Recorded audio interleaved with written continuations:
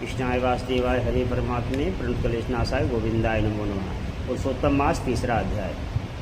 हे नारद जी, जो कुछ भगवान श्री कृष्ण ने राजा युधिष्ठिर से कहा मैं तुमसे कहता हूँ, ध्यान से सुनो। एक समय राजा युधिष्ठिर जी में दुर्योधन से सब कुछ हार जाने के बाद में जब दुशासन ने द्रौपदी का चीर हरण यानी वस्त्र हरण किया तो भगवान ने उसकी रक्षा की। उसके पश्चात युधिष्ठिर राज्य को छोड़कर काम्यक वन को चले गए। वो वन में युधिष्ठिर, द्रौपदी आदि सब रहने लगे और हाथियों की तरह वन में के फलों को खाकर अति ही दुख को प्राप्त होते थे।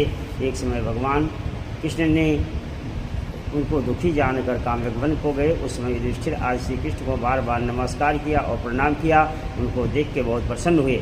श्री हरि के चरणों कमल में नमस्कार करते हुए द्रौपदी ने भी प्रणाम किया। राजा युधिष्ठिर को दुखी देखकर और ऐसे ही द्रौपदी को दुखी भगवान कृष्ण अत्यंत दुखित हुए। तब विश्व आत्मा भगवत्सल भगवान दुर्योधन को भस्म करने के लिए क्रोध किया तो मानो करोड़ों काल कराल के समान मुख से प्रलय काल की अग्नि उठ गई हो।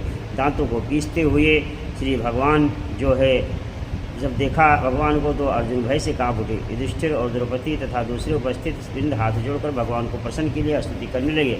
अर्जुन कहने लगे, हे कृष्ण, हे जगन्नाथ, हे नाथ, मैं जगत से बाहर नहीं हूँ, फिर आप मेरी रक्षा क्यों नहीं करते? आप तो सारे जगत की रक्षा करने वाले हो, जिनके नेत्र बंद करने से ब्रह्मा आदि का पतन हो जाता है, जिनके क्रोध से सारे विश्व का नाश हो जाता है, कोई भी जीवित नहीं रह सकता।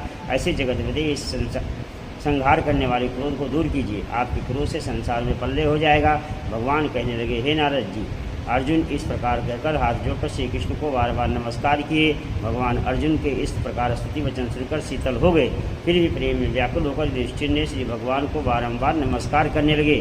श्री नारायण कहने लगे कि हे नारद जी, इस प्रकार प्रेम के मग्न को देखकर सिर झुकाकर हाथ जोड़कर अर्जुन और सब वहाँ उनको प्रणाम किया, नमस्कार किया। अर्जुन ने भगवान श्री कृष्ण ने प्रश्न किया कि मैं तुमसे कहता हूँ, हरि भगवान ये सब सुनकर पांडवों के हितकारक वचन कहने लगे। कृष्ण कहने लगे, हे अर्जुन, मेरे वचनों को सुन।